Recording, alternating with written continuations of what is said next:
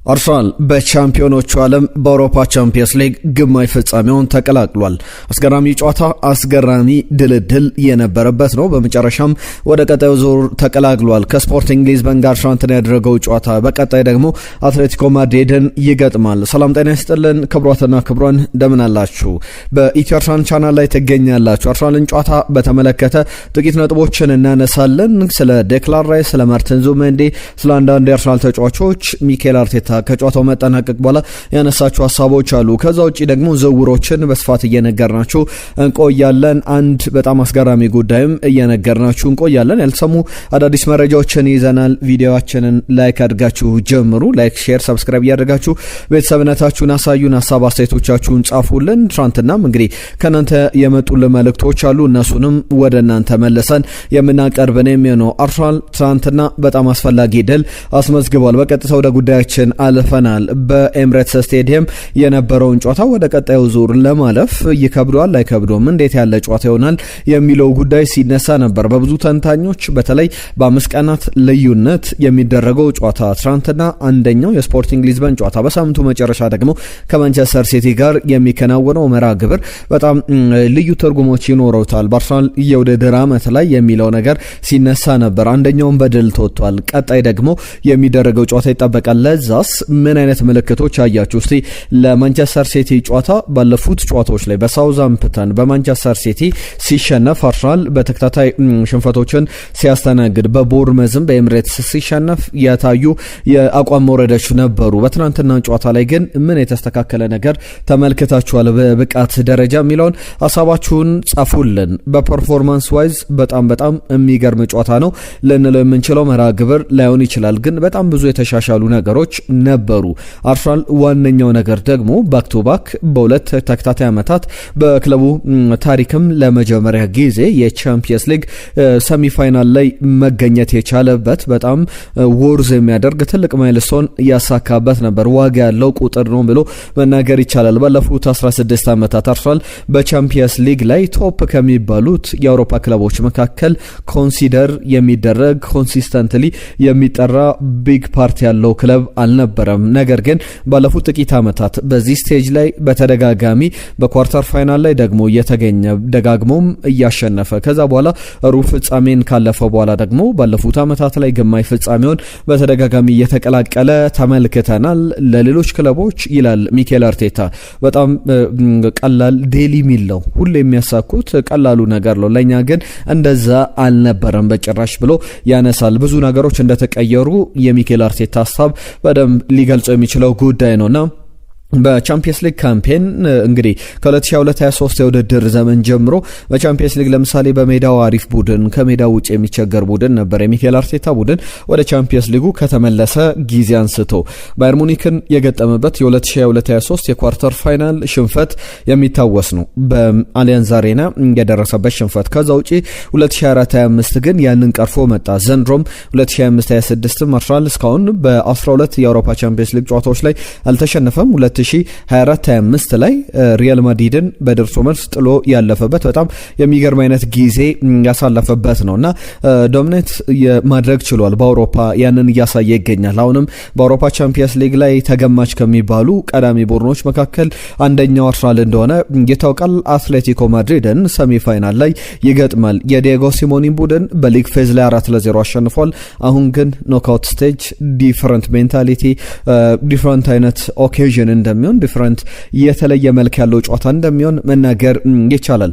ማንቸስተር ሲቲን፣ ኒውካስትል ዩናይትድን ከአትሌቲኮ ማድሪድ ጨዋታ አስቀድሞ ይገጥማል። አፕሪል 29 ቀን የሚደረግ ነው። ሰከንድ ሌጉ ደግሞ ከአንድ ሳምንት በኋላ ይደረጋል። ያ ማለት በ14 ቀን እድሜ ውስጥ የሚደረግ ሌላ የአውሮፓ ቻምፒየንስ ሊግ ጨዋታ ነውና ብዙ ማለት ይቻላል ስለ ጨዋታው።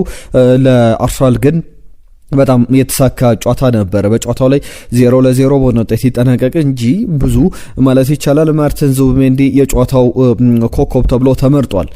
ትናንትና የሰራነው ቪዲዮዎች መለስ ብላችሁ መመልከት ትችላላችሁ። የትናንትናው ላይ ማርቲን ዙሜንዲ የመጀመሪያ 10 ጨዋታዎች ከዛ በኋላ ያለፉትን 10 ጨዋታዎች ደግሞ አንስተን ቁጥሮቹ እንዴት እንደቀነሱ እንዴት የአርሰናል መጠቃት ምክንያት እንደሆነ በተለይ ብዙ ደቂቃዎችን በሜዳ ላይ በማሳለፉ ምክንያት ያ የሚነሳ ጉዳይ ነው ስንል ነበር። ሚኬል አርቴታም ስላይትሊ ትንሽ ብቃቱን ቢያሳድግ የሚል ነገር ሲያነሳ ነበር። ከዛ ውጪ ግን አንድም የፕሪሚየር ሊግ ተጫዋች ልትጠሩ አትችሉም ብሎ ሀሳቡን ሲሰጥ ነበር። በዛ ደረጃ ትራንት ተሻሽሎ ተመልክተናል።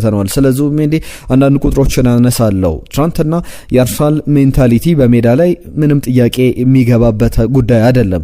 ባትለር ነበሩ፣ ተፋላሚዎች ነበሩና በእርግጥ ክሬቲቪቲ ላይ አሁንም ችግሮች አሉ። ምናልባት ማክስ ዶመን ከገባ በኋላ ትንሽ መሻሻሎች ነበሩ። ከዛ ውጪ ግን የነበሩ ትንሽ ችግሮች እንደነበሩ ተመልክተናል። በኤምሬትስ ስታዲየም ትልቅ በጣም ኖይዝ የነበረ ምሽት ነበር። ጥሩ ድባብ ተፈጥሯል። ሚኬል አርቴታን የሰሙ የአርሰናል ደጋፊዎች በኤምሬትስ ስታዲየም ተገኝተው ነበር ማለት ይቻላል። ከኤምሬትስ ስታዲየም ውጪ ደግሞ አንድ አጋጣሚ ተፈጥሯል። 5 የስፖርቲንግ ሊዝበን ደጋፊዎች ጨዋታው ከመጀመሩ በፊት የአንድ እንስት አንድ ትልቅ እናት አሉ ቤታቸው አጥር ላይ ሲሸኑ ተያዙና በዛም መነጋገሪያ ሆነው ነበሩ። በሜዳ ላይም ከሜዳም ውጪ አልቀናቸውምና ሚኬል አርቴታ ያለፉትን 48 ሰዓታት የአርሰናልን እንቅስቃሴ በመልበሻ ቤት ዶክመንተሪ ኦል ኦር ነቲንግ ቢቀረጽ ኖሮ ብታዩት ኖሮ ጥሩ ነበር የሚል ያለውን ነገር ለመግለጽ ሞክሯል። ጥሩ ስራ ተሰርቷል። የሚኬል አርቴታ ቡድን እንዳጠቃላይ ጥሩ ውጤት ነበረ። በፐርፎርማንስ ዋይዝ በጣም ትልቅ የሚባል ግሬት የሚባል በትልቅ ደረጃ ሊጠቀስ የሚችል ላይሆን ይችላል። ነገር ግን ከባለፈው ከቅዳሜው ከቦርመዝ ጨዋታ በጣም የተሻለ ነበረ። ዙቢሜንዲ በጣም ተሻሽሎ ተመልክተናል። በሜዳ ላይ ምርጡ ተጫዋች ማርቲን ዙቢሜንዲ ነበር። ኤቤሬቺዜ ከጉዳቱ ያገገመው በቅርቡ ነው። እንደዛም ቢሆን ጥሩ እየተንቀሳቀሰ እንዳለ ተመልክተናል። ዲፌንሲቭሊ በጣም ሶሊድ የሚባል ቡድን ተመልክተናል። ፒየሮ ኤንካፔ ከጉዳት በኋላ ጥሩ የተጫወተበት ነበረ። ትልቁ ችግር ፍሮንት ስሪው ነው። ከፊት ያሉት 3 አጥቂዎች ትናንትና በአርሰናል በኩል ከፊት ቪክተር ዮኬሬሽን የመጀመሪያ ተመራጭ አድርጎ ሚኬል አርቴታ ይዞ ገብቷል። ከዛ በኋላ ኖኒ ማዱዌኬ እና ጋብሪኤል ማርቲኔሊ ነበሩ። እነዚህ 3 የፊት አጥቂዎች ምናልባት ኖኒ ማዱዌኬ በመጠኑ የተሻለ ነበረ። ነገር ግን በጣም የተቀዛቀዙበት ወቅት ላይ ነው። 3ቱም ግን ማስቆጠር አልቻሉም። ኤቤሬቺዜም የተሻለ ነበረ። ፍሮንት ትሪ ላይ ጥሩ መኖር እንደነበሩ፣ ከኋላ ደግሞ የአርሰናል ተጫዋቾች ጥሩ እንደነበሩና ፍሮንት ትሪ ላይ ችግር እንደነበረ ለመመልከት ሚኬል አርቴታ ቅያሪ ሲያደርግ የቀየረው ከኤቨርሰን በቪክተር ዮኬሬሽ 56ኛው ደቂቃ ላይ 63ኛው ደቂቃ ላይ ማክስ ዳውማንን በኖኒ ማዱዌኬ፣ ሊያንድሮ ትሮሳርድን በጋብሪኤል ማርቲኔሊ እንዲሁም ደግሞ ጋብሪኤል ጀሱስን በኤቤሬቺዜ ነበረ። የፊት መስመር 4 አጥቂዎች ናቸው ተቀይረው የወጡትና በሲቲ ጨዋታ ላይ አሁን ሌላ አይነት ለውጥ ማምጣት ይኖርበታል። አንድ ጥያቄ ግን እዚህ ጋር ላቅርብላችሁና እናንተ የምትሳተፉበት ሀሳብ ነው። አርሰናል በፍጻሜው አትሌቲኮ ማድሪድን ያሸንፋል ብለን ብናስብ በፍጻሜው ከባየር ሙኒክና ከፓሪስ ሰን ዠርመን ማንን ቢገጥም ትመርጣላችሁ? ባለፈው ዓመት ከፓሪስ ሰን ዠርመን ጋር በተለያዩ 3 አጋጣሚዎች ላይ ተጫውተዋል። በቻምፒየንስ ሊጉ በሊግ ፌዝም ሰሚ ፋይናል ላይም ከኤፍሲ ባየር ሙኒክ ጋርም የነበረው የዘንድሮ ዓመት ጨዋታ ይታወሳልና አርሰናል ማንም ቢገጥም ትፈልጋላችሁ? ሀሳብ አስተያየቶቻችሁን ጻፉልን። ዙቢሜንዲን በተመለከተ በቁጥር ደረጃ የነካቸው ኳሶች በጣም እየተሻሻሉበት ነበረ ማለት ይቻላል። ትናንትና ዴክላን ራይስ የሰጣቸው አስተያየቶች አሉ። እንደየትኛውም ክለብ ወሬ ይበዛል አርሰናል ላይና ኖይዞች አሉ፣ ረብሻዎች አሉ፣ ጨዋታዎች አሉና የኛ አውር ፉትቦል ክለብ ነው በሚል የኛ እግር ኳስ ክለብ ነውና ኖይዞች በየጨዋታው ላይ ሊኖሩ ይችላሉ። እኛ ለዛ ምላሽ የምንሰጥበት አይደለም ብሏል። እያንዳንዱን ጨዋታ በፕሪሚየር ሊግ ላይ ማውንት ስለቀጣይ የሲቲ ጨዋታ ተጠይቆ ነበር። እያንዳንዱን ጨዋታ በፕሪሚየር ሊግ ላይ ማሸነፍ አለብን። ነገር ግን አንድ ችግር የሆነው ነገር ብሎ ይጠቅሳል። ቡድኖች ከኛ ጋር ሲጫወቱ ለምንድነው ብዙ ግብ የማታስቆጥሩ ተብለን እንጠየቃለን። ቡድኖች ከኛ ጋር ሲጫወቱ 4 ተከላካይ ይዞ የሚጫወት ቡድን 5 ተከላካይ አድርጎት ይመጣል። 5 4-1 ግብ እንዳይቆጠርባቸው ብቻ ወደ ኤሚሬትስ ስቴዲየም ከኛ ጋር ለመጫወትም ሲመጡ እንደዛ ያደርጋሉ። ለዛ ነው ግብ ለማስቆጠር በጣም ስፔሶችን ለማግኘት እየከበደ ያለው። አሁን የእንግሊዝ ፕሪሚየር ሊግ ላይ ሁሉንም ጨዋታዎች ለማሸነፍ ወደ ጨዋታዎቹ እንመጣለን የሚል አስተያየቱን ሰጥቷል። አዶሜላ ሉክማን የናይጄሪያ ብሔራዊ ቡድን ተጫዋች ነው። 28 ዓመቱ ላይ ይገኛል። በአትሌቲኮ ማድሪድ ዘንድሮ ከፈረመ በኋላ የ10 ግቦች ተሳትፏል። ባለፈው ባርሰሎናን ጥለው ሲያልፉ ወሳኛዋን ግብ ያስቆጠረው አዶሜላ ሉክማን ነው። በመጀመሪያው ጨዋታ ላይ ዩሊያን አልቫሬዝ፣ አሌክሳንደር ሶርለዝ ያስቆጠሯቸው ግቦች ነበሩና ይህንን ጨዋታ በተመለከተ ከአርሰናል ጋር አንድ ሀሳብ ሲሰጥ ሰምቼዋለሁ። በጣም ጠንካራ ቡድን፣ ሌላ ትልቅ ጨዋታ ከቶፕ ቲም ጋር የሚደረግ መርሃ ግብር ነውና በዚህ በሰሚ ፋይናል ላይ በቻምፒየንስ ሊግ ላይ የትኛውንም ቡድን ብታገኙ ትልቅ ቡድን የሚሆነውና ትልቅ ኦኬዥን ነው፣ ትልቅ ጨዋታ ነው። ያንን ለማሸነፍ ደግሞ ጥረት እናደርጋለን ብሏል። የአርሰናል ደጋፊዎች አሁን በልበ ሙሉነት የቀጣይ ማንቸስተር ሲቲን ጨዋታ መመልከት ይኖርባቸዋል። ድጋፎች በተለይ በኢታድ ስቴዲየም የሚገኙ የአርሰናል አዌፋኖች ያንን በደንብ ማሳየት ይኖርባቸዋል። ትኩረት የሚሰጠው አይነት ጨዋታ ነው። ብዙ ማለት ይቻላል። ቪዬራ ከጨዋታው አስቀድሞ አንድ ሀሳብ ሲሰጥ ነበረ። በተለይ ዲፊካልት ጊዜ ላይ ከባድ ጊዜ ላይ አርሰናል እንዳለ እውነታ ነው። ነገር ግን አሁን ለተጫዋቾቹ አርሰናል ማስታወስ ያለበት እንዴት አይነት የውድድር ዘመን ምርጥ ጊዜን እንዳሳለፉ ብቻ ነው እንጂ ውድቀቶችን ብቻ አይደለም የሚል ሀሳቡን ሲሰጥ ነበር። የአርሰናል ደጋፊዎች ነርቪ ናቸው፣ በጣም ስጋት ውስጥ የገቡበት ጊዜ ይገኛል በሚል የተሰጡ አስተያየቶች ነበሩ። ብዙ አስተያየቶች ሲሰጡ ነበረ። ትናንትና ግን ያንን ነገር የቀነሰበት ጥሩ ድጋፍ በኤሚሬትስ ስቴዲየም የተመለከትንበት ነበረ። ሚኬል አርቴታ ያነሳቸው ጉዳዮች አሉ። ከጨዋታው መጠናቀቅ በኋላ ትልቅ ጥሩ ምሽት ነበረ። በተጫዋቾቹ እንግዲህ የኮራበት ጨዋታ እንደነበረ ተናግሯል። በእያንዳንዱ በክለቡ ውስጥ ባሉ ሰዎች በሙሉ በጣም ኮርቻለሁ፣ ምስጋና ለደጋፊዎቻችን ይገባል ብሏል። በየትኛው መንገድ እየተከተሉን ይገኛሉ። በታሪክ በአርሰናል 140 ዓመታት ታሪክ ለመጀመሪያ ጊዜ ነው በ2 ዓመታት ሰሚፋይናል ላይ በተደጋጋሚ የተገናኘው ነው በአውሮፓ ቻምፒየንስ ሊግ ላይ እና ይህንን ነገር አሁን ሪላይ ስናደርገው ብዙ ትኩረት ላንሰጠው እንችላለን። ነገር ግን ከጊዜ በኋላ አመታትን ቆይተን ጥቂት አመታት በኋላ ስንመለከተው ትልቅ ፎር ግራንትድ የምንወስደው ለጊዜ የምናሳካው ነገር ላይሆን ይችላልና ትልቅ ነገር እንዳሳካን ልንገነዘብ እንችላለን። በጣም ከባድ ነገር ነው አቺቭ ያደረግነው እንደ ክለብ እንደ ተጫዋችና በተጫዋቾቼ በጣም ኮርቻለሁ የሚል ሀሳቡን ሲሰጥ ነበረ። ፐርፌክት አልነበርንም ብሏል። ማሻሻል ያሉብን ቦታዎች አሉ። ነገር ግን 2 ማጂካል ናይቶች በሊዝበንና በኤሚሬትስ ስቴዲየም አሳይተናል። ቀጣይ አትሌቲኮ ማድሪድን እንገጥማለን የሚል ነገሮችን አንስቷል። የቻምፒየንስ ሊግ ጨዋታ ነው። ማርጂኑ ጠባብ ሊሆን ይችላል።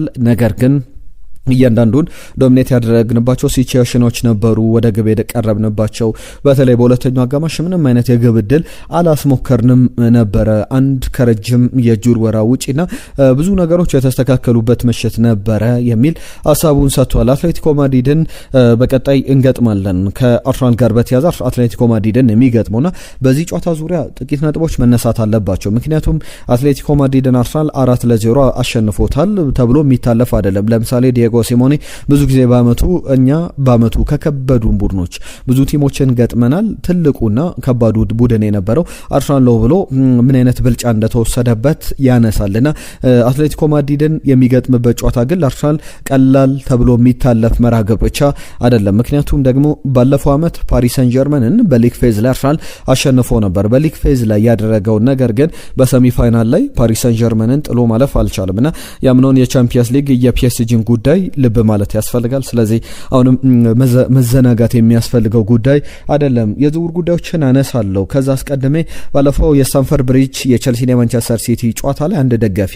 ባዶ ቦትል ይዞ የአርሰናል የውሃ መጠጫ ነው በፕላስቲክ ውሃ መጠጫ ወደ አፉ አስጠግቶ መቀለድ ሲሞክር ነበረ። በብዙሃን መገናኛዎች ስካይ ስፖርት ላይ ሌሎችም ብዙሃን መገናኛዎች ላይ ቃለ መጠይቅ እየተደረገለት መነጋገሪያ ነው እየተመለከት ነው ያለ ደጋፊ ነውና ይህንን ደጋፊ በተመለከተ ታሂም ረህማን ይባላል።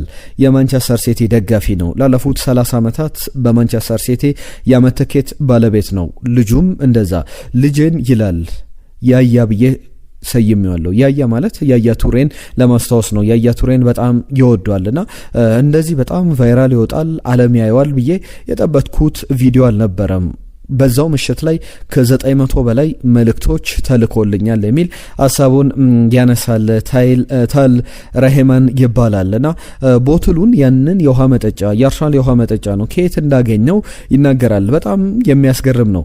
ቦትሉን ባለፈው አመት አርሰናል ከማንቸስተር ሲቲ ሲጫወቱ እኔ ለአርሰናል የአርሰናል ቅርበት ባለበት ቦታ ላይ ነበረ የተቀመጥኩት የአርሰናል ተጫዋቾች የአርሰናል የሕክምና አባላትና በዛ ጨዋታ ላይ ልጄ ትንሽ ውሃ እንደተጠማ ይነግረኛል። ውሃ ሲጠማ ደግሞ በዛ አቅራቢያ ላይ ውሃ ማግኘት አልቻልኩም ነበረ። ከዛ በኋላ ፊቴን ወደ አርሰናል ፊዚዮ የፊዚዮ ባለሙያ አለ የአርሰናል ሕክምና ክፍል አባላቶች መካከል አንደኛውን ውሃ እንዲሰጠኝ ጠየቅኩት። የማንቸስተር ሲቲን መለያ ለብሶ ነበር የጠየቀውና ልጄን ከሚጠማት ብዬ ውሃ ጠየቅኩት። ይህንን ቦትል ሰጠኝ።